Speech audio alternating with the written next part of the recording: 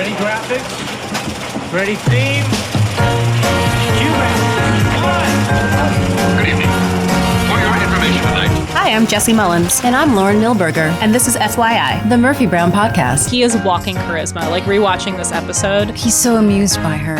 I'm getting the butterflies. It is like one of my favorite television kisses. I hate the fact that I won over so much by this man. It's a good part. And on today's episode, We'll be talking about Season 2, Episode 20, Heart of Gold. everyone, the day you have all been waiting for has come. Lauren is now going to try to defend. Oh, is that what this is? Oh, I don't know if I can do that, though. Lauren is going to try and pretend like she hasn't been living this entire show in hindsight and is going to make a case that he is lovable from the beginning. Oh, that's not... And by him, we mean Jerry Gold. I'm sure I could make that claim, Jessie. Yes, and it's not just me, because this is our most requested episode on Twitter. Of course it is. It's iconic. This episode is directed by Barnett Kellman, written by Mr. Wacky Man himself, Russ Woody. This is a February sweeps episode and it aired February 26, 1990. Talk about a great sweeps episode. The original, like, sweeps conversation character to sweeps week. This episode is all based on the fact that they loved working with Jay and they felt that he had really great chemistry with Candace. This was not anything that anyone thought of, and it's such a great example of how things can change just by the actor that you cast. Truly, he is walking charisma. Like, rewatching this episode as an actor, agog at like what he's able to pull off out of sheer charisma. Like, it's so few people could pull this role off. Like, the entire reason this role got written this way after our first introduction to him is because this man could do it and do it in a way that made you like him somehow. Exactly, because on paper, not even He's now. awful. He's awful. He's awful. He's absolutely awful. It just makes me, I mean, I know we're going to end the episode, but I'm watching it. I'm like, wow. Yeah, this informs a lot of terrible relationships I decided to get into because I saw the, like, relationships like this work out well on TV because they were the exception to the rule. Oh, this is a good topic. I like this. Keep going. Sorry. Yeah, because that's the thing is, you know, Jerry actually is a great guy. But young ladies, young people, and not even ladies, young people of the world, regardless of gender, if you have this dynamic at the outset with someone, do not assume it's going to turn into a Jerry Gold. Please don't assume that. This is the exception. That's why it's on TV. It is not the rule. Han Solo? We love a scoundrel. The Music Man? Oh, well, that's problematic on so many levels. These are the male characters that I was brought up on. Yep.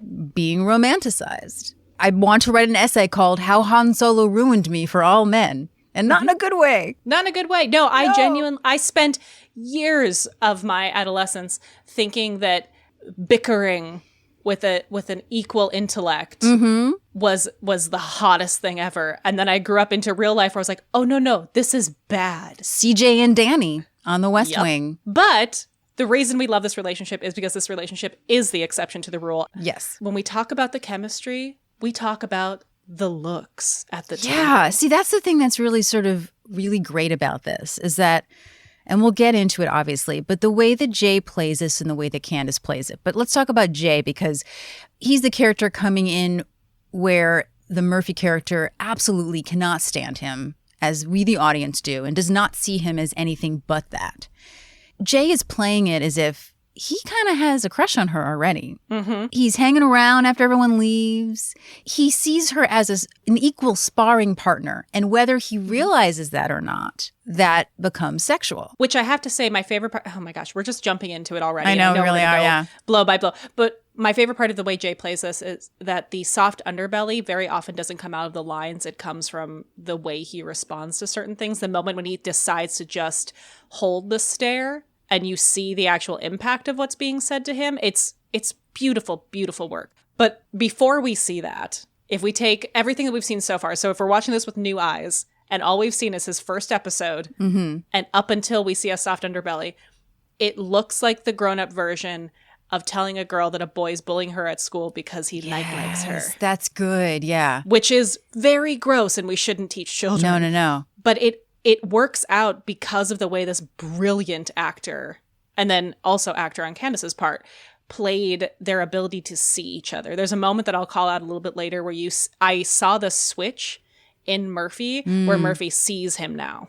Yeah, yeah. And it's a really, really, really cool moment. And that's what makes, for me, that's what makes this different than a lot of other pairings like that in entertainment. Yeah. And for a show like this, that is only, I guess 26 minutes back then. I always forget, maybe 27.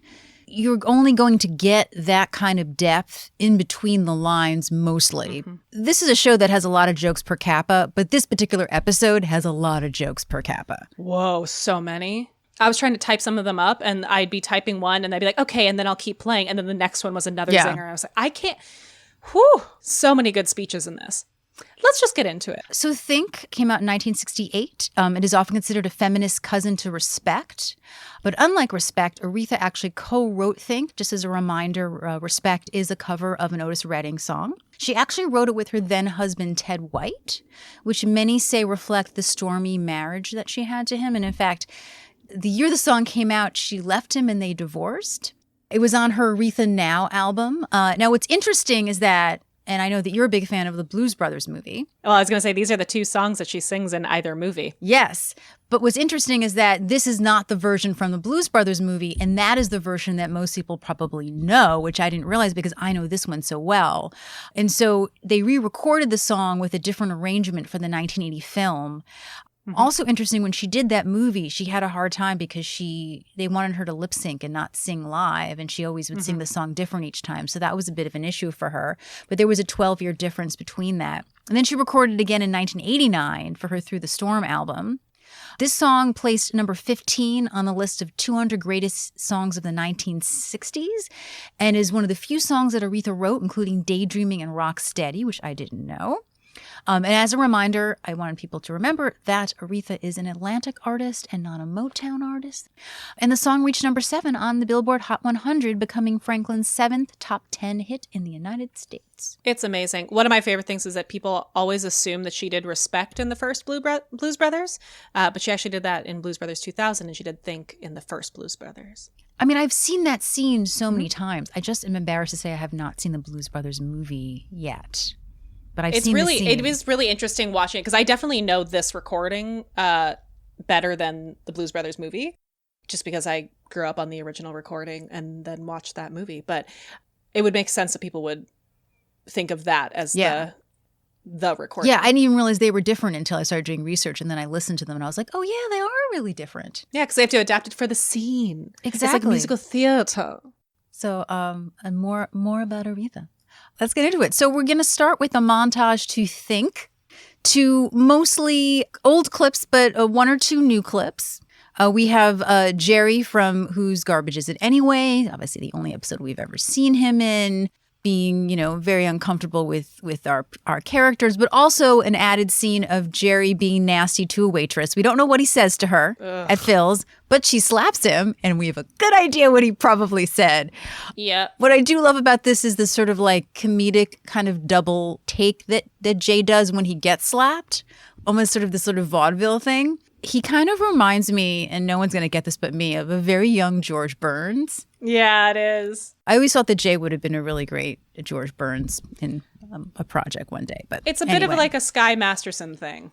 It's not the kind of mugging that you usually see on Murphy Brown, but it works with Jerry for some reason. And in between that, we have Murphy throwing darts at Jerry's headshot at the dartboard. And then we're at Phil's. Oh, we also, I'm so sorry, we do have to jump in with the moment that I still find completely unforgivable in the Jerry character. Yes. The moment that, again, if we were watching this with brand new eyes, I'd have a lot of trouble romanticizing this man who, in Whose Garbage Is It Anyway, grabs Corky, kisses her, and blows his smoke into her mouth so that she can comedically blow it out as he walks away.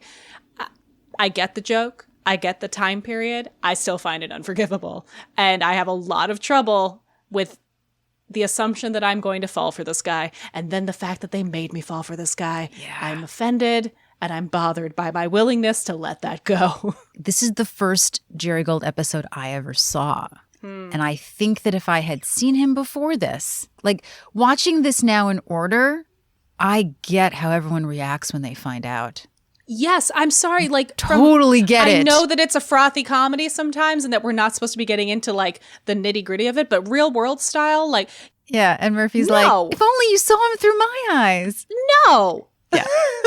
I mean, I absolutely get it. Hindsight is always a 2020. And for then, that was a light version Yes. of that joke, which was often a lot cruder Yeah. and a lot crueler to those on the receiving end. So, like, I'm not here to damn their writing from then. I'm just watching this now. I'm like, wow. Yeah, I really understand why nobody jumps for joy at this. But I think that, it's hard also for someone who maybe hasn't seen the other episodes. I mean, I feel like most people, once they get their hand on the show in some capacity now, that they've probably binged it. But that being said, they do really, through Murphy's eyes, Jerry becomes a better person. Yes. We don't necessarily see a lot of that. A lot of it is just based on the jokes he stops making, the attention that he gives to Murphy. He still obviously, does some jokes at Corky's expense, but they're not sexual and they're not touching her. Yeah, which it's so fascinating. I mean, obviously we are having this conversation in a post-Me Too era. Yeah. And this was not written or filmed in the Me Too era. And there's a lot that we've learned about. And there were a lot of things that were considered perfectly fine to make as far as, physical interaction kind of joke in something like this. And I really do emphasize, because I know I can sound very heated about this stuff when I talk about it, but it is just a matter of looking at this in hindsight and being able to watch it. Like, the last thing we saw of this guy was that he was disgusting. And it is intriguing to see that, to your point, when he's given the chance to show everyone else that he's not that guy, he can't handle it. Yeah. Like, there's this thing about that. So I'm so fascinated by the brilliant risk that the writers took in creating this character this way, and not making it so easy for him to grow in our esteem. They made it hard to love him in the same way that I think it's hard for Murphy to love him. Yeah. Because of this quality of his personality. And I really appreciate it, because I enjoy being torn over a character. I would Agreed. much rather have That's that. why he's So one of my yeah. favorites. Yep. I like the fact that this is frustrating me. Like, I truly do. And I just get impassioned about it. But I really enjoy that they gave him that nuance. Yeah, and from some points of view, Murphy also has she does have horrible qualities, but like, if someone didn't know her as a human and her with her friends and how loving she could be from the outside, I think a lot of people might see Murphy the way that people see Jerry. Exactly. Which is why I think they're sort of kind of the yin and the yang, and why I don't agree with Jerry when he says that they're different. But anyway. Well, I think he says they're opposites in that way, is that they're the same coin. They're just the two different sides. Yeah. It's just semantics. Let's get into it. Yes, let's get into it, because I'll also do the way that Jay plays it. But anyway, and Murphy is telling a pretty raunchy story about a congressman running away without his pants and his secretary looking for her blouse in the Xerox room when Miles comes in. Such a sitcom moment with a nun. Played by the fantastic Pat Crawford Brown as Sister Mary Margaret O'Brien, the most nunny name to ever nunned at all. Which, of course, causes Murphy to pretend that she's giving a cooking recipe. And based on the fact that she thinks you should cook something to 750 degrees for 5 hours, also shows the fact that Murphy can't cook. Perhaps she means cook herself. So when we say Pat Crawford Brown, you may not know from that name who we're talking about, but if you saw Pat Crawford Brown, you would know exactly who we're talking about.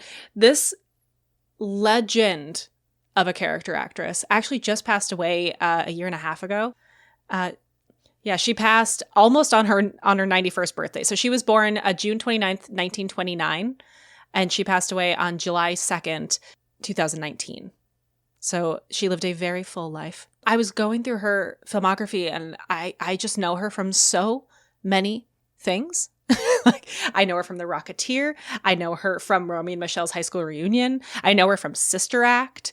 She's in 2 episodes of Murder, She Wrote. When you look at a picture of her, you're like, oh, it's that one. She's 5'3", the biggest eyes, the sweetest. Like, she honestly gives me Mary Pat Gleason vibes of like, yet a lot of nuns, a lot of the same type of like the sweet aunt from Midwestern somewhere kind of vibes. Some of her more recent things she had done, I actually remember this, that she played Pierce's mom on Community, and she was Andy's grandma on Parks and Recreation. But yeah, her last credit was actually in Fred the Show. She did 2 episodes in 2012. But she is also very well known in General Hospital. She did a short arc as Mrs. Albright, and she did 27 episodes of Desperate Housewives as Ida Greenberg. She was Mrs. Cassini, a 4-episode arc on Gilmore Girls. Honestly, her filmography is out of control. Another one of my favorite things that she did, which is such a callback to my specific childhood, was Coach. She did about 16 episodes of Coach. What I find interesting for us to remember, because we are not done with Pat Crawford Brown and Murphy Brown. In this episode, she plays Sister Mary Margaret O'Brien, but in 2 episodes, in 1994 and 1995, she's credited as Mrs. O'Brien. Wait, what? Uh-huh. Oh my God. I feel like a failure as a Murphy Brown fan. I didn't right realize now. that, because to me she's so iconic in this episode. And Exactly. later down the line there are people who come back again. But the fact that she plays Mrs. O'Brien almost feels like that they were like, she's the same person, guys. She left the nunnery. Exactly. I'm like, Sister Mary Margaret O'Brien, Mrs. O'Brien. That can't be. It might just be an Easter egg for fans. I mean, O'Brien is, a very easy, Irish name to go with. She looks like it would be her last name. I wonder if they even know they did it. I wonder. So she was in both Sister Act movies as the choir nun. I very, very much remember her as the tiny, sweet choir nun. And she's also in an episode of Love and War. Yes, she is. But yeah, I mean, I could just list everything she's ever been in. She was and a real like, comic woo! staple. She was Yeah, like she was the in old lady. Quantum Leap, Designing Women. Quantum Leap. She's in a very good episode of Quantum Leap. Yep. What a loss, but like what a beautiful long life that she lived. And she is the cutest thing you've ever seen.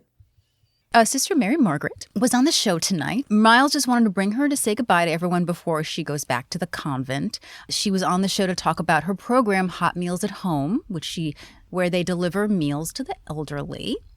Frank, of course, is extremely nervous as a Catholic. This is a running theme. Nuns make him sweat. He does not like the nuns. Frank cannot handle a nun. They traumatized him. And then, of course, as this is happening, Jerry Gold joins the group.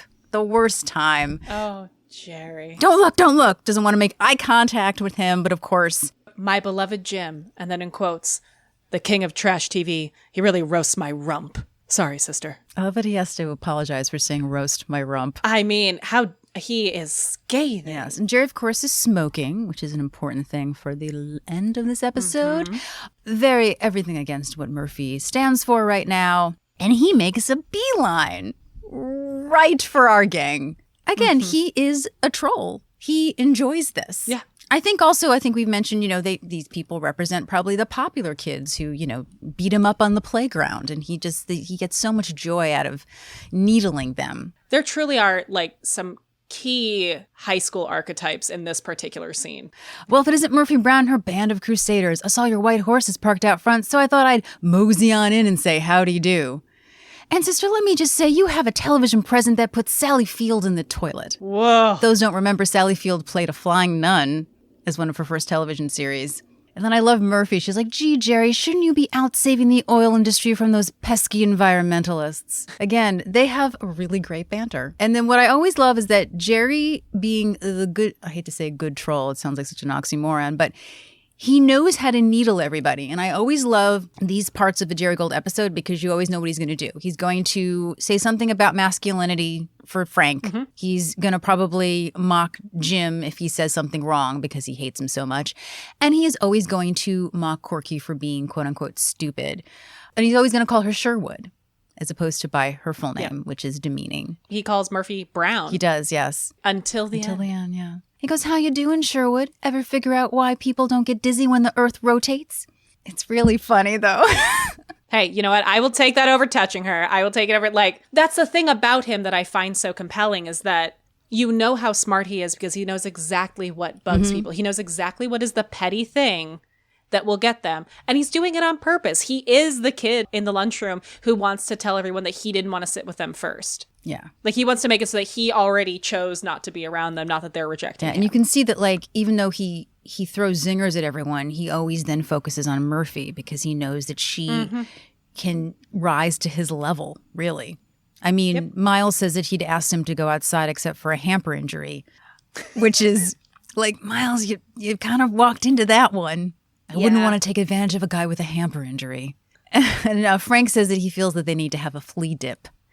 And then everybody leaves. And then one of my favorite moments, of course, is Sister Mary Margaret does this beautiful speech to Jerry, how he's troubled and he just needs some understanding.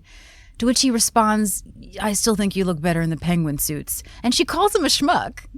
Yeah. Which is great, but also funny because there's a nun speaking Yiddish. And I kind of love it. Mm-hmm. Which I think is such a great thing that Murphy says, which is that Jerry has a gift. He could clear cockroaches out of a tenement. Oh, yep. Every dialogue of banter in this scene is building on the end of the episode, is building on what they have in common. Because Jerry says to her, don't you have some starving wildebeest you've got to save? To which Murphy goes, I don't scare that easily. And then one of my favorite lines of the entire episode is, yeah, I noticed that. You're tough, Brown. Most men would find you what? Shrill, pushy, like a Rottweiler with a grudge. Which is like, that's Murphy. Yeah, it is. Love that so much. So Jerry has to leave. He has a phone call on a beeper because it's the 90s. And of course, Murphy knows that's her way to get out of there. But then Phil comes with the menus and wonders where everybody is. Of course, a visit from Jerry Gold. What's great is that Phil bemuses that Jerry has driven away more business than the stuffed cabbage incident of 77. I have the table draft, which I think is really interesting. And just to give people sort of a sense of like how jokes can change from like draft to draft, you know, like everyone in the room will like do a pass and like throw out different jokes. It originally was luau night, which I'm sure has its own issues with probably refrigeration, I would assume. Yeah. Oh, yeah. Murphy finds out that the only reason that Phil lets Jerry into the place is because he knows that he made a big donation to Sister Mary Margaret's Hot Meals at Home program. He gave them $10,000 last year. And Murphy is shocked. She is absolutely shocked. We all were shocked. And that she never knew this about Jerry. And she loves the fact that she has something to lord over him. So she stays. This was a little triggering. Jerry comes out and says that he has next week's show lined up, The Women of Noriega. He'll be wearing a surgical mask. Jerry's ahead of his time there with the surgical mask. Yeah. Mm-hmm. Yeah. Murphy just sort of taunts him, which I love, is it's so convincing, this obnoxious loudmouth. You do so well. It's all an act. And this is when we first see Jerry's veneer. Like, he's been caught.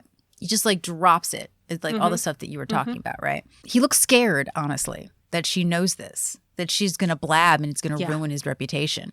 And she's like, I'll never be able to look at you the same way again. And she's still mocking him. But then he says, look, keep your voice down. Don't tell anyone, okay? And it's like, he's like a tiny child. That's the thing is, Jerry on the inside is a tiny nugget who doesn't want anyone to know it. That's why he pushes everyone away. Exactly. He wants everyone to think that he is this strong person and he is just a little tiny like nugget filled with cream. And he doesn't need them. Exactly. He doesn't need any of them. But he needs them. He needs them a lot. And that's when Murphy really sees him differently for the first time, I think. And she realizes that he's serious. She's really taken aback when he asks her to not tell anyone. So Murphy agrees to keep his secret, but only if he tells her what his deal is. You know, what does he actually have respect for anything? And I love this. He goes, respect, no. Let's just say I think their organization isn't a bureaucratic belly flop like every other half-baked cause out to save humanity. It feels like Murphy's interviewing him pretty much. She's like, so what do you respect, Jerry? Mm-hmm. What do I respect? Nothing. No, wait, I respect dissent. And the thing is, I kind of agree with him with this. I do too. I really do. I really do. He has a really good point, which is dissent is something that it makes the good things better and the bad things crumble. There's plenty of you Dudley Do-Rights out there gunning for the bad guy. That's easy. But who keeps the good guys in check? And I may not agree with his methods, but he has such a point. That's literally the point I wrote down. Who keeps the good guys in check? Hey, your noble deed is going south. And then the things he lists as far as like Vietnam and what were the other ones he lists? The French Revolution. Yep, French And Revolution. then the third one is the joke, which is Roots, the next generation. Yes, there was a sequel to Roots. Oh, God. Yeah, oh, God. What a time to be alive. But the thing I appreciate about that is, like, this is why none of us believe him at the end of the episode when he says they're opposites. It's why I find the Jake and Jerry thing so fascinating. Because they both are actually, at the heart of it, going for the same things. They just have completely different approaches. Absolutely. She's attracted to the exact same heart. Agreed. And it's because it's something that she's looking for as well. Like, I love the fact that he goes, He loves catching some pseudo-humanitarian with his shorts down, and you, Brown, you love it just as much as I do.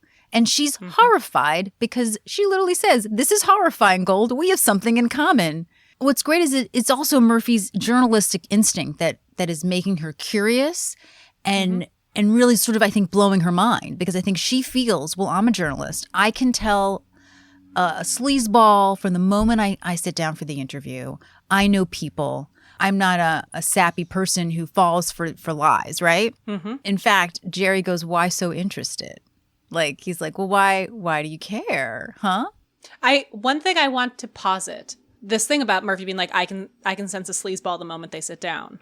I am curious about if the thing that really perplexes her is that she is so used to unmasking monsters that she's never looking for, is this person I dislike potentially good? Like, she's not in the business of finding secretly good people. She's in the business of finding secret monsters. Exactly. But I feel like it's like if she misjudged him, who else has she misjudged? I think it also puts against her ego and the fact that she feels like she's the smartest one in the room. Oh yeah. Yeah. Now he is. He's a puzzle. And she likes mysteries. He's a mystery. He's like a story to her. And this is why I don't think she sees him yet. Because he's a puzzle to unwrap. Gotcha. Oh, she sees the thread that she wants to pull at. So this is more like, okay, I'm interested. She sees a story. Oh, yeah. That's a really good point. Well, I'm excited to see what you think that moment is. Also, if I was her, I'd be like, this is a trick. You know, like I would be, continue with the recap, but yes. They kind of get to the point where it gets so awkward that they like just have to like get up and leave and make excuses. But then Jerry, because again, I feel like he's playing the whole thing like he already has a crush on her. He feels that. And whether it's actually there yet, you know, or she's not realizing it, and he goes for it. And he asks her very awkwardly if maybe she'd like to finish the discussion over some food. Over some food. And then they pretty much dare each other, like cowards, to go on a date with each other. He's kind of a step ahead of her also because, like, he kind of knows it's going to work, I think, in a way. But also it's the two of them being extremely awkward about it because if he gives away that he is interested in her, it makes him vulnerable. You know what it makes me think of? On like a personal experience level, I had a very long-term on and off relationship with a gentleman, and he is very commitment averse, is how I would put it. Nothing but love for this person, honestly. They're a very good person. But I remember would always use these phrases like, do you want to just go take a nap for like 8 hours? Instead of like, do you want to stay over tonight or something like that? Like there was always these like playful ways of saying the thing without saying the thing. Yeah. It's like, do you want to maybe just get food together? But like later, as we're about to talk about, can't say date. And this like intellectual's way of avoiding saying the icky word. The icky word. And so now they have a date. And Murphy is horrified. Oh, I forgot to mention, too, is that Murphy says no because she says that if anyone sees her with Jerry Gold, it'll ruin her reputation. And that's where he gets her. He's like, oh, I didn't think that you were such a slave to public opinion. Fine. And it's like, what the did I do? He goaded her into going on a date. Oh, God, I love it. And then we go love a battle of wit. To the date. So we open on La Rosa's. Can I just tell you how La Rosa's is described? I think you will appreciate this. Oh, please do, because I want to know if it's close to how I wrote it. Yeah. Okay, so this is the way it's described in the script. A small Italian restaurant. Some might say it's a dingy hole in the wall. A reflection, perhaps, of Gold's soul. And this is what I wrote. Murphy is already waiting at a booth. This is one of those Italian hole-in-the-wall restaurants with the cliche checkered tablecloths and the chairs with that very specific swirled metal back. I wrote the most 80s TV Italian restaurant in the history of television TV Italian restaurants. It's probably a Rite Aid now. Yep. I was like, this sends me back to any small town pizza pasta joint growing up. Like, they all had that same chair. Yeah. That same chair with the metal back, and it's like the like swoop around and then the two little swoops on the inside and that tablecloth that is also folded up underneath the table and stapled to the table. Is that a bentwood chair? Was that the design, I think, with the little curvy things? Is that bentwood? I have one of those chairs. That's why. It's a fake one, but it's from the 60s and it was my mother's chair and it means a lot to me. It's my Fosse chair. Oh, so similar to a bentwood chair, but instead of the single swoop on the inside, it's like two curlicues that come up and meet. The inner loop that you're thinking of becomes two little swirls in. I was just checking. Mine doesn't have the loops. I'm sitting on it right now. Like, I literally went back. I immediately saw my hometown pizza place. Like Alex P. Keaton is going to walk through the door any moment. You get an idea that this is not a fancy 4-star Italian restaurant that we're meeting at. As Jerry says, honestly, they wash the floors. Yep. Honestly, this is the type of place where I just lived in college. So she's sitting there. She's clearly been waiting for a minute because you can always read Candace's body language, which is one of her great skills. And Jerry arrives and he does that momentary slowing of his gait as he's walking in and sees her until she sees him, and then he picks it up, which I didn't love. I can't believe I didn't notice that. I've seen this episode like hundreds of times. It's the perfect moment of like, I just love behavior so much. And behavior is something he's so good at. Yeah. He's so good. And that's the thing. It seems so natural that you almost don't pick it up because it's so natural. He's holding a briefcase and his coat collar is popped, which I love. I know. I do love that a lot. It works for me. I do it to my husband every now and then. He's like, no. I'm sorry. Jerry's an asshole, but Jerry's cool. Jerry's cool as hell. And we love a good coat. And then they have a very awkward, hi. And he just kind of stands at the table. And then he says, sorry that he's late. And she said, no problem. Gave me a chance to soak up the ambiance. And Jerry looks and he's like, oh, well, yeah, I see they've washed the floor. It must be someone's birthday. And then he hands her the briefcase, which I was like, nice.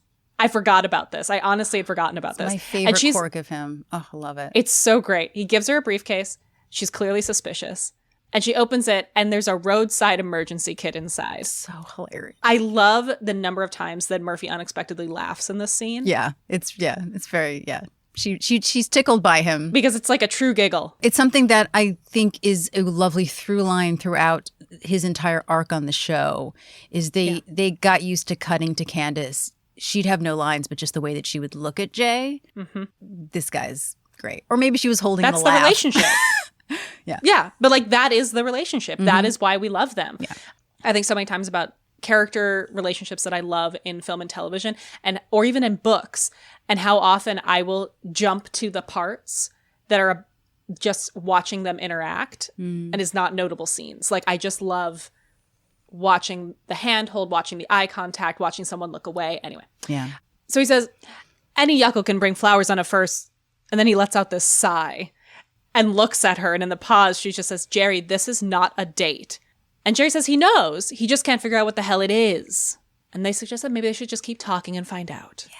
Which I live for a mature first date that is not, like, I love the calling out of this is weird.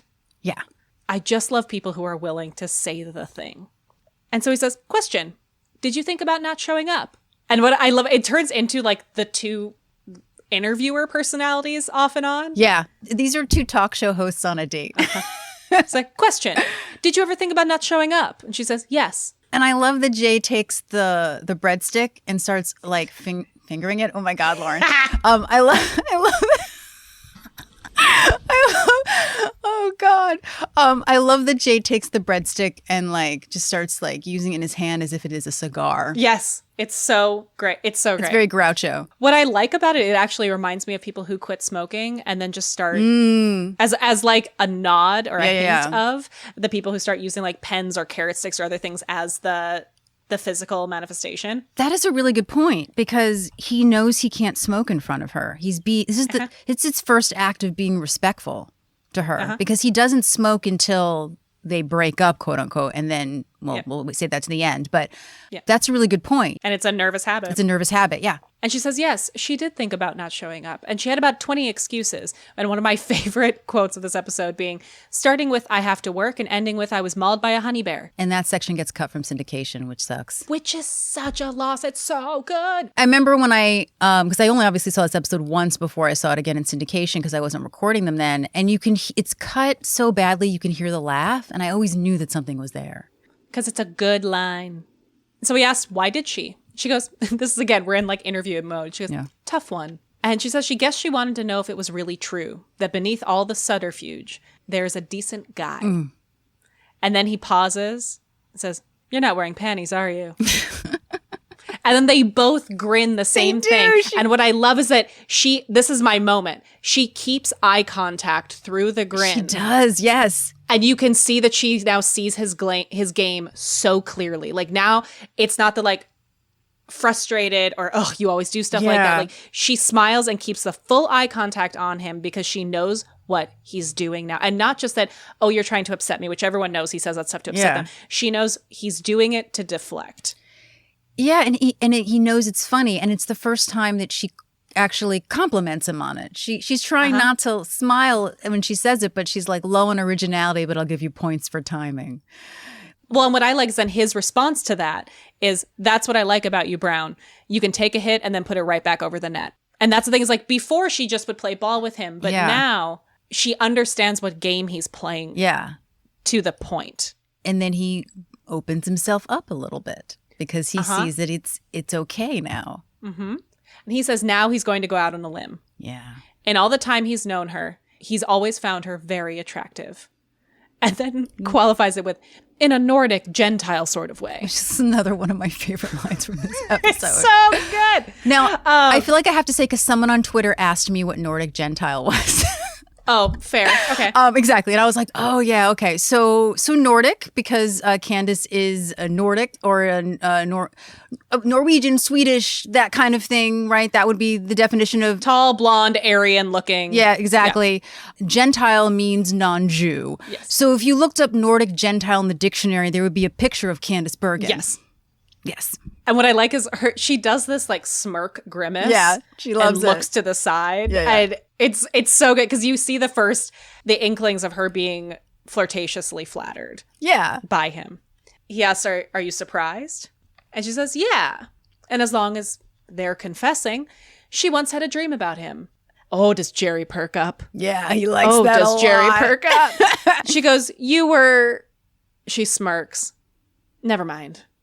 And what I love is the way Jay just goes, "Oh, come on." Yeah, that's a good part. And she says, let's just say it had something to do with Amtrak. Which I didn't get as a kid. And I love that joke too. No. Definitely didn't get the train dreams. Oh, and I love this next section too. It's great. Yeah.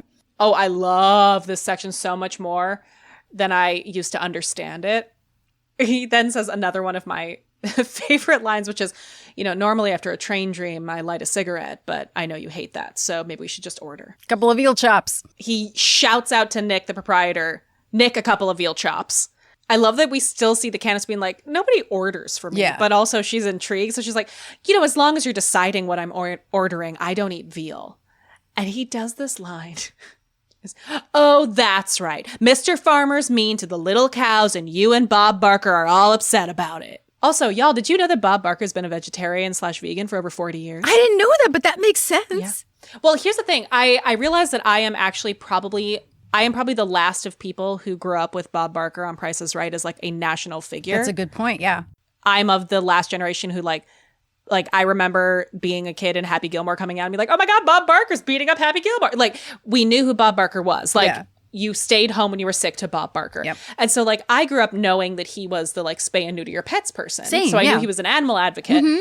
Yeah, I didn't realize he was vegetarian that long. But of course, with this joke, that makes absolute sense. It was like he's been that for over 40 years. Which makes the next revelation even more interesting. Mm-hmm. I felt myself in Murphy in this moment. Which she just kind of leans and she's like, "How would you like to be locked in a box from the day you're born to the day you're slaughtered?" And like, it's just launching into defend not eating veal, which also that is the reason I do not eat veal. And he interrupts her with this. What I love, he's like, Brown, relax. Nick doesn't even serve veal. It was a joke. And he goes, "Now I myself am a vegetarian, but you go right ahead and eat the flesh off of any little animals you want." And he opens a menu and smirks. It's the best. He's looking at the damn menu. I literally want to steal this scene for myself to play Jerry. It's so Oh, yeah. I would good. be Jerry. You want to be Jerry in this so scene. Good. Yeah. The power dynamics in this scene are like, Russ, I already love you as a writer. Writer's room, I already love you for the work that you do in that writer's room. But this scene is expertly written. It's so expertly acted. Like, it is... It makes me love Jerry. I come into this episode being like, that piece of crap This scene, I'm immediately won over. Like, I hate the fact that I am won over so much by this man. But then the next moment when she's like, is it going to take more than this dinner for me to get a handle on you? And he looks up from the menu and goes, maybe. And he goes, maybe. Oh! And they just, but what I love is the way he says it, he doesn't say it in a fully flirtatious way. So when she asks, is it going to take longer than this dinner to get a handle on you? And he looks up and he says, maybe. There is a whole bunch of honesty in that. Yeah. Like, there's a vulnerability, there's a flirtation, there's a sadness in the way he says that. And then they just hold eye contact. And what I love about Jerry is you can see in the way that he plays him, the longer you sit in eye contact, the more confident he gets. Mm-hmm. So he has this certain shyness at the beginning of an eye contact, and then he just revels. It's like the troll in him is just like, yeah, I'm not going to look away. And this would be usually when I would say, and that's why Jay won the Emmy. But of course, as we've learned throughout the series, Jay did not win the Emmy for this episode. He's been lying about it for the whole duration of the end of his life. It is, it's honestly, it's such a loss though. But yes, but he deserved it. And then, yes, absolutely. So they hold this eye contact, and then she snaps her glance down to her menu. And she goes, well, the angel hair pasta looks good. I wonder if they use ricotta in their manicotti. And while she's doing this and getting very, very awkward, he just puts his menu down and leans forward with his hands together and eventually just... He's so amused by her. And he's looking at her with his chin in his hands. Yeah, sweet. And finally, what I love is that she can only hold the pretense for so long. And she goes, what are we doing here? This is insane. Look at us, a restaurant, chatting, a roadside emergency kit. And then she starts giggling. She's like, I love that. And then let's like giggle. This is really getting scary. Yeah. I love her, this like inability to not giggle and say how much she loves the roadside kit. It's another one of my favorite moments that she loves it. And it's so quick too. She like, there's no pauses between it. So she's like, this is really scary. She cannot find this attractive. And she's so openly vulnerable in the way she says this is really scary to him. Like, she's looking to him to be like, validate me, this is scary. And he asks what they should do. And she says, I don't know. How should I know? And she finally says, well, we can say that we know each other a little better now, finish our dinner, and go on about our lives. That's one choice. And Jerry, I'm already getting like flutters about this. I know, I'm getting the butterflies. And he says, that's good. That makes the most sense.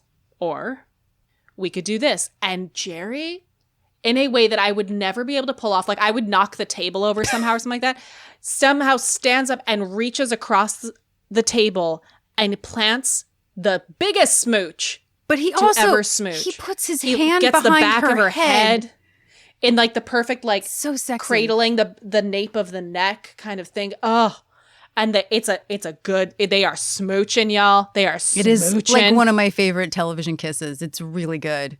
It's so good. And he pulls back and he asks, what do you think? And she goes, good one. And then there's some more smooching. What I love is that in the script it says, this time Murphy kisses him. And she does. She does. And I think that's what makes it also so great is that he goes for it because he's getting all the signals. What I love about it is that the way he does it, there is no game to it. Like, he pulls it off and it's very impressive the way he's able to do it, but it's not from this slick place. No. It's from a place of being so moved by this person and needing to connect with them that when he pulls away, it is vulnerable. I was going to say. And he genuinely wants to know if she's into it. He took a really big chance. Yeah. And then he's vulnerable waiting for the consequences, and it's all in Jay's face. There's no cockiness about that afterwards. He's just like, and that's what I love. What do you think? And you're just like, oh. He gives her full opportunity to be like, nope, never going to happen again. Yeah. And it's like, all right, let's go. And I believe he would have just brushed it off and walked away. Yeah. No, I think he would. So we cut to Murphy's office. Now, you would think it's the next day. We'll find out it's not. Fun fact, Murphy's office, the dartboard is ramp closed. Oh, man. That sounds dirty to me. I had many thoughts about that. Yes, ramp closed. Oh, wow. The ramp is very closed. So Murphy enters her office, and she finds at her desk a stuffed whale plushie. I love this so much. With a tugboat with a gift bow on her desk. I really wish that, like, I understand that the trend that they went with Jerry was that he would do things to make her laugh. And I feel like that does fit into it. But I always wish that they had kept the odd gift thing. Yes, I love it so much. I get that the penguin is like, and again, it still works with character. He does things to make her laugh. I would have loved it in every episode if he gave her something weird. Yeah. So she picks it up, smirks, and goes to the phone. And the way she says, "Hi, it's me," you know exactly who she's talking to. Yeah, can we talk about this for a second? Sure. So it's been a week, right? She's been Well, spending 4 nights in a row. 4 nights in a row. Did they just fuck last night? Well, so she said, "I got your gift, a whale with a little Greenpeace boat. Yes, I see the hypocrite in the boat is wearing leather shoes," which is one of my favorite things to rail on is hypocrites. Anyway, and then you hear her responding that he clearly wants her to come out again that night, 4 nights in a row. And she says she's falling behind on work. Remember how it went when she tried to work at his place last night? And she does her little yeah, no, they totally be banging. Yeah. Yeah. Last night she was supposed to work and she worked on something. I mean, it's obvious that they're banging because in the next episode she says the sex was really good. But I always think that this makes me think like they just banged for the first time last night. But I could be wrong. I also no, I think they jumped right in. Well, that's the thing is that I also wait. But I also believe that they left the restaurant after she kissed her back, and they just like been banging since then. So I'm not quite sure. Exactly. I go back between both. I firmly believe that that was the first thing. I mean, she just went right under his spell, like after thinking he's a jerk, and was like, "Let's do this." Well, here's my argument. I think it's less. I mean, I think they're both under each other's spell, but I think there's something about this can't actually be a thing, but at least we can have a fun time. It's lust. It's lust. Like I think that it's easier for her to compartmentalize it as lust and just follow that path right away than consider that it could be something more, because the something more is complicated. Yeah. I go back and forth between both. For some reason. It's just, yeah. But yeah, they totally be banging. I'm full, sex positive. I think they just jumped right in. And while she's in the middle of her giggle about last night, Frank walks in and she does my favorite. She throws the whale down and behind her and then stands up and says, "I mean it, or if I want that footage ready so I can get right into editing," and then slams the phone down. "Gee, Frank, I'm real glad you walked right in. That knocking business can really wear out a door." Frank says, yeah, all right. He's all hers. What's going on with you? And Murphy tries to write it off. She says that, nothing, she's working on a story. And he says no, that she hasn't been herself. That last night in the parking garage, he saw her skip to her car. Which I love. He's like, no. Eventually, Murphy finally says that she isn't ready to talk yet. And I wrote, Frank is miffed. And he's on his way out. He's like, no, don't tell your best friend. No, it's like, no, it's fine, no problem. And he gets to the door and he just pauses and he turns around with utmost sincerity. He goes, "You didn't kill a man, did you, Murphy?" "No, probably not." Yeah. He's not sure. He's not sure that's not what happened. It's such an earnest delivery. I love the choice so much. So before we go into the bullpen. Oh, yeah. So I wanted to mention 2 things. So something that really sort of rattled me about the table draft is that they cut a secretary, which is obviously, hurtful as it is. Wrong. But guess maybe in this current climate, what this secretary might be a person that might trigger as well. And was kind of really shocking to me. Wait, is she a sex worker? No. Oh, Sorry. No, the secretary is a germaphobe. Oh, no, I can't. Secretary's wearing a mask. The secretary doesn't want to touch anything. The secretary cleans I will put on the Instagram. It's my life now. The page, but I was reading it and I went, "Oh my God, I cannot finish the secretary. This is so weird that I'm reading this right now. It is so weird." It's all too real for me now. Cut completely from the episode as well. I think they filmed it because it's also in the shooting draft we have, which is that Corky tries to guess on what's going on with Murphy before Frank goes in. And she goes, I think she's having man problems. She's got that look of a woman who's met a man and she's torn between love and career and doesn't know what to do. Or it's menopause. Damn it, Corky. So she just thinks that Murphy is in a Daniel Steele novel, and I kind of love it. Yeah. You say what you know. Yes. Anyway. Well, speaking of everybody, Frank makes his way out, shuts the door, rushes back to the gang who's all at the coffee station, and everyone has been waiting to find out. Clearly, they sent him in to find out. Everyone knows that something is off. And he says, "No, I can't tell. It's a best friend, confidential type thing. I couldn't do that to Murphy." And then Corky goes, "She didn't tell him," and stomps away to the table. And he's like, no, she told me. And Jim just goes, "Cut it out, you big faker." It's one of my favorite Jim lines. It's so good. He's like, "Oh, come on." They all kind of sadly make their way to the table at the coffee stand. And Frank swears he's going to find out what is going on. By this time tomorrow, he'll have answers. And y'all, we all know what's coming as we make our way to La Rosa's on Water Street. on Water Street. Murphy is in one of my favorite Murphy-type outfits. She's wearing the really chunky jewelry that I would never wear, but I love on Murphy, that I feel is quintessential Murphy. So many different colored jewels, this sort of olive thing. I love this outfit very, very much on her. Oh, yeah. So Murphy and Jerry are fighting, a.k.a. foreplay. Yep. Over nuclear proliferation. Hot stuff, literally. Like you do. Hot stuff. Thank you. It's adorable. And then Nick has to ask them, now what is it? And then Murphy, like a little kid, in fact, I think it says kid confessing in the script.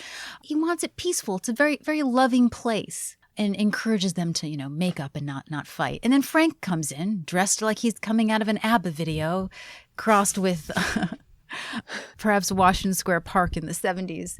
I wrote, undercover Frank is alarming. It is very alarming. He's got what I would call a Jufro, but of course he's Italian, so I'm not really sure what that would be called. But it's it's also a wig, so I don't know what it was supposed to be when he bought it. Very Born on the 4th of July outfit, I would say, except for the hair. Ooh. It's truly a hiding in plain sight effort. Yes, not doing very well. Nick is concerned that he doesn't have money based on how he's dressed.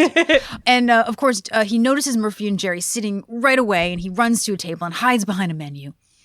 How he can hear them is only because it's television. Yes. Yes. They are too far away. So Murphy apologizes to Jerry for calling him a neo-fascist pig. He says it's okay. He knows that she meant it as a compliment. And then there is couple stuff that is adorable. Jerry asks for a taste of her carbonara. And Murphy sweetly says yes, but it's got a cream sauce and he has to watch his cholesterol.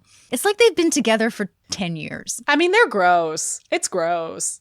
What? I think it's adorable that she's concerned about his cholesterol. It's simpering. It's adorable, but it's also like the way they're doing it is it's blown up. Oh, like okay. It's blown up into like a simpering level. So it's not like, oh, they're adorable. They're so gross. Like it's weird to watch. I mean, something also, when it comes to sitcoms, when people usually date, a week is usually a couple of months. I mean, if you think about it, like in the way that the closeness usually happens in an episode like this, where all of a sudden the end, like it feels like they've been dating longer. I mean, here's what I will say. Okay. I say it's gross in the way that my husband and I are disgusting. Oh, okay. Gotcha. Like we're gross. Like no one needs to watch the way we talk. Like it's adorable if you're like invested in the relationship. Sure. It's yes. really gross to observe, especially for someone like Frank who is like dry heaving behind them. And they are supposed to be in private. Something interesting, one of the writers, we were in contact with all the writers, but one of the writers that we are the most contact with is Corby. And when I asked her about her thoughts on this episode, something she said that was very interesting is she feels that if this was happening today, it would have been a multi-episode arc. Yes.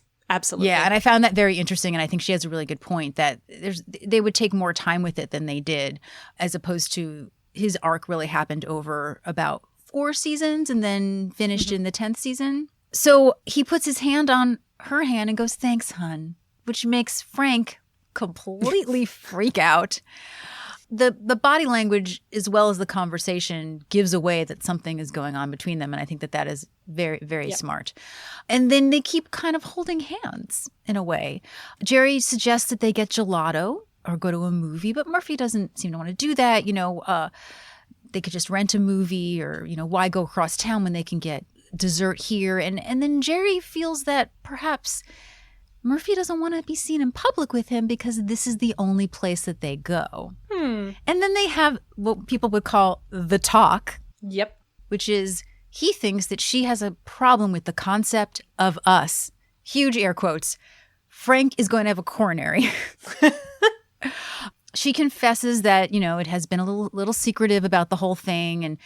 And you see that when she's talking, like Jerry is so vulnerable, as if like he thinks that any moment she's just going to like break up with him. Like he's so invested in this relationship with her that he doesn't, his heart is sort of out on his sleeve, I feel like. And it's in the behavior, it's in the way that Jay plays the role. But Murphy comes to a conclusion that if people can't accept us, that's their problem. From now on, it's going to be different. And he does this thing where he goes, "Thank you." Like he's so touched by the fact that she like is coming to terms with their relationship. Because also, it can be kind of personal if you don't want to be seen in public with someone. Someone like Jerry might take that offensively. Yeah. And then he goes right back into the argument about nuclear proliferation. And she goes, "Oh, what do I have to do to shut you up?" And she kisses him. I feel like what's also really funny about this is that Jerry looks very satisfied with this kiss, as of course he would be, but it almost looks a little dirty. Yeah, no, it's a very private moment. And it's all red on Jay's face, which is great because then, of course, we focus on Frank, who his mustache is falling off his face. And I love that moment so much. It's not his strongest undercover work. No, it's not. And we can only just say that they're so in love they didn't see Frank. Yeah, absolutely. So syndication cuts right into Jim's line, but there's actually like a whole thing where Frank is telling them that he saw them eating together and no one believes him. And he compares it to like watching Lady and the Tramp if it was directed by Sam Peckinpah. Jeez, that is specific. It's a very specific joke and very sad that it got cut. Also, it says that Frank is distraught after a sleepless night. Oh, buddy. No one believes him, of course. And then Murphy arrives in something we love, which is the great orange FYI raincoat. Oh, we love that raincoat. We love that raincoat. Her hair is pulled back. She looks fabulous. And she wants to tell everyone some sort of news, but she's hemming and hawing over it. And finally, they make her, say it in very, very, I guess, I don't really know how she says it. She seems sort of half scared and half just like, all right, here it is. I'm dating Jerry Gold. And everyone has their own little moment. I would say that my favorite is Miles, who goes, "Why could you just be dying?" Which is like such a great example of like Grant's comedic ability. And he's just like holding this mug and he kind of looks into it and he's just so disgusted. I think Corky starts to cry. Yeah. Yeah. And Murphy just can't take this anymore. It says now Murphy is pissed, which I appreciate in the stage directions. She also finds out that Frank was following her because he mocks her for sucking on the same strand of linguine. She lays down the law. She says that they need to give him a chance, that you owe me that much. This is why we're going to come over to my house on Saturday night, and I'm going to put out food, and Jerry will come, and you will get to know him. You hear me? Appetizers at 7. Dinner's at 7:30. The warmth and joy of true friendship at 8. And if you're late, I'll kill you. I love that. The warmth and joy of true friendship at 8, or I'll kill you. We cut to the townhouse. Unfortunately, Eldon also got cut after they filmed his section here. But that's okay because it's recreated in Jerry's next episode. So you'll see it then. So we find the townhouse with Murphy answering the doorbell. And she's in a black dress with some great statement earrings. Love it. And a coral half apron, which, is an unusual look for all of us. And she will talk about later. Jerry's at the door with flowers. Yes. What we discover is that everyone's already there in the living room. And she brings Jerry into the room and everyone seems a little tense. And she says, "Everybody, this is my Jerry Gold." She can't call him her boyfriend. Murphy is doing the strongest selling of a human. She's like, look what he brought me. Pretty thoughtful. He does this sort of thing all the time. Thanks, sweetie. And they kiss and everyone turns away in various stages of repulsion. It's. Which, again, I get it. on what these people have gone through with this man. Like, what if... I get it. Like, what if one day you found out that one of your great friends was dating Rush Limbaugh? Like, why did I know you were going to say Rush Limbaugh? Like, I knew you were going to say Rush Limbaugh. Well, can't happen anymore. So Murphy notices the discomfort and says, "Let's sit." So everyone kind of makes their way to the chair and section of the couch that they would sit at, and everyone just awkwardly hovers. And she goes, "Down. Sit down." I love the way that Candace says that. It's so funny. Everyone sits, and Jerry tries to break the silence with, "So Fontana, Frank." Nice try. I love it. "I caught your report on the Peace Corps last week." And Frank just goes, "Yeah, what about it?" And he's trying. He says it wasn't bad. He liked it, most of it. And Murphy's like, you said it really made you think. You did. He did. I love the way everyone reacts to his attempts at compliment. So Frank just kind of turns away and mutters that he was really proud of it. And then Murphy tries another salvo and says, Jerry also said he thought that our last shows were very well balanced. And he says, well, those maybe weren't my exact words. She's like, well, close enough. And I think it was really a compliment to you, Miles. Oh, she's so trying. Grant, again, in the same way that he did like his little into the coffee cup, just sits there and looks, he just sadly thanks Jerry. I also realized I should add that, because obviously I'm not talking about what got cut because it's going to come back later. The opening of the scene says, a slow pan across the room reveals patients in a dentist's office. It's very true. And Corky's wearing her coat because she's... Yeah, no, Corky hasn't... Yeah, she's not staying. Yeah. No. And Jim is the one who gets to sandwich Jerry with Murphy on the couch. And he's about to regret that. And he turns to Jerry and says, you know what? Jerry actually saw one of your shows. I think it was Governors Who Like to Be Spanked. Oh, he's so pained, Jim, when he says that. Like, you know, having to say the phrase governors who like to be spanked is the last thing that Jim Dial has ever wanted to say in his life. And then Jerry gets very excited about this, and he does the like arm around Jim and lean in the way that an aggressive talker does. And you can just see Jim backing up where there's no room to go. And he's trying to talk about it, but Murphy interrupts him again with something. And finally, Jerry wants to know if he could just speak directly to, and he says, our friends. I know. This is such a great setup to the next episode, too, because it shows that, like, he does respect these people. He wants them to respect him. And that's the thing. That is his motivation. He actually wants them to respect him. And the less they do, the more he's going to go at him. Yeah.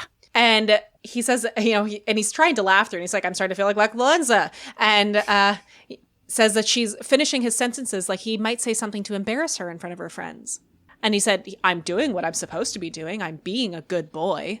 Ooh. Which at that moment I was like, oh no. Here it comes. No. Oh no. He said, if I wanted to be myself, I would ask old Sherwood, hey, if a tree fell in the forest and hit you on the head, would you feel it? That one was mean. It's so mean, but I love that Corky just turns around and sticks her tongue out and turns back. Like, she knew. And Murphy stands up, and I have to say, even though I have seen this episode multiple times in my life, this is the moment where every time I see it, I keep thinking that this is an act on their part to convince everyone that they're breaking up, and then they continue in secret. Oh, yeah. Well, it's because they don't want to break up. You can tell exactly. they don't want to. Every time I'm like, oh, they're going to have this big fight. Everyone's going to leave. They're going to be like, it worked. But that's not what's happening. So anyway. Interesting. I always thought, and I thought that again. I was like, dang it, I'm wrong again.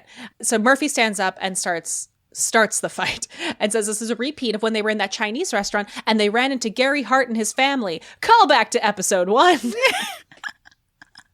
And he says, what was I supposed to do when I see the guy sitting in front of a bowl of rice? Ignore it? Yes! Yes! And so they just start, I could even write all of the banter because it's the thing for me about this moment as they are just fighting it. They're both standing. They're just yelling at each other is that everyone starts scampering out. But the moment that's made me lose my mind laughing was Corky has to exit between them to get out. Yes, they're so fighting. Being the perfect Southern girl that she is, on the way out, she is muttering about how she'll have to get the recipe on the way out. Like as if they had shared a meal, and that's what you always do is you tell the hostess that you loved some dish that she made, and you'll have to get the recipe from her. And Corky, even in this moment of distress, has to get that out on her way out between the bickering couple. I love that a lot of the things that he says are like the fact that, you know, at least every cabbie in the city doesn't have a picture of me with a circle and a line through it. Yeah. And then she's both like, right. At least Michael Jackson didn't try to choke me on my own show. He's like, you ever see the Cutter ratings on that? Door slam. The hits that they make are so good. And they don't realize. Yes, there's a massive door slam. Yeah. And Murphy says, oh, well, that's just great. First dinner party over before the appetizer. You know, so I did it all by myself, didn't I, Brown? And he kind of just sits down exhausted on the couch. And she sits down next to him, realizing that he made a point. Mm-hmm. And she says that this is exhausting. All of her relationships are. That's the thing, Jerry. I'm good at a lot of things, but this isn't one of them. She starts saying things she doesn't normally say. She starts doing things she doesn't normally do. I'm wearing an apron. See what I mean? I love she goes, oh, God. And he said it's the same thing for him. Mm-hmm. Like with the baby's breath. How he's somehow at a flower shop and saying, yeah, that'll be a nice touch. And they realize the problem is that they're too much alike. And then Jerry stands up and says, we're opposites, Brown. He's lying. And he says that they both think the world is screwed up, but she has this annoying hope for the future. And this is what he says, see, Murphy, we're opposites. I love what he says. Now me, I'm a pessimist. I don't put much stock in mankind in the future. Murphy, we're opposites. I don't believe him. Well, and that's the thing. He says Murphy. Oh, Yeah. God. Anyway. It's just, No. it's like he's trying to convince himself that because he knows they're going to break up and that. Yeah. It's just, I love, on paper, it doesn't look that way. And I love the way he plays it, is that he's lying. Mm-hmm. And she knows it too. Yeah.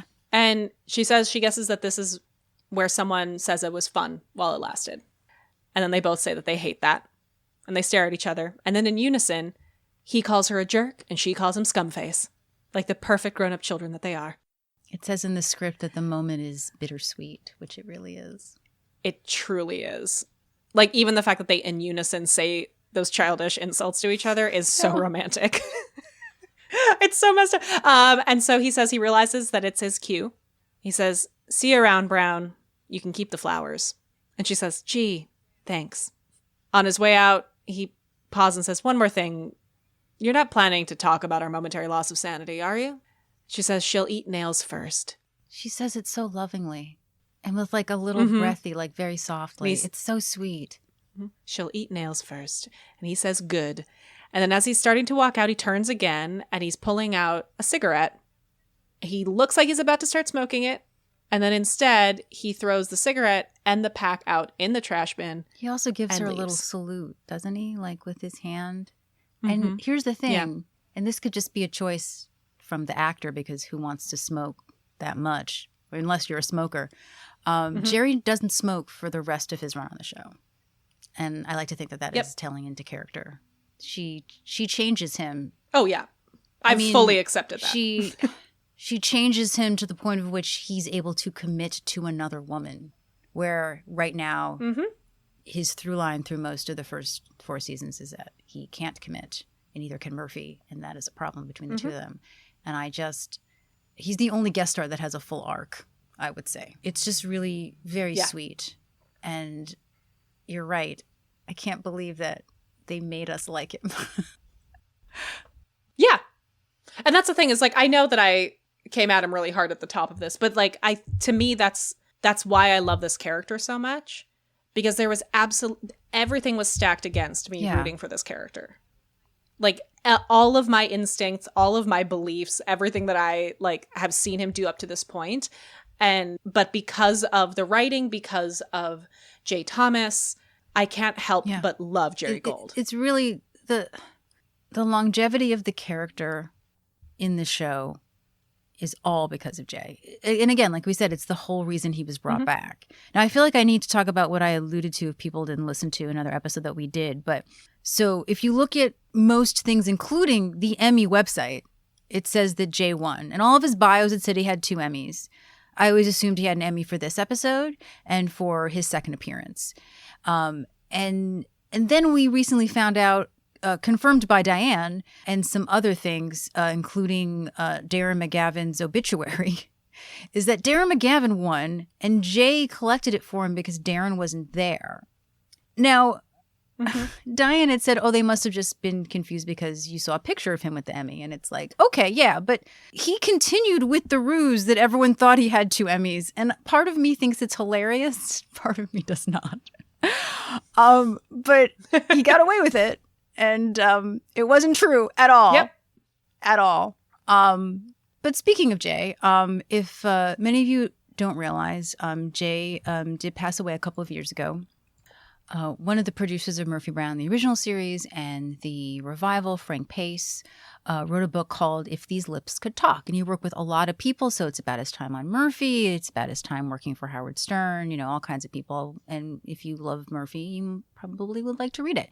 But what I wanted to bring up is that there is a section on Jay, because what I didn't realize is that he was good friends with Jay even before he was ever on Murphy Brown. So he's known him, I think since he was on the radio in college.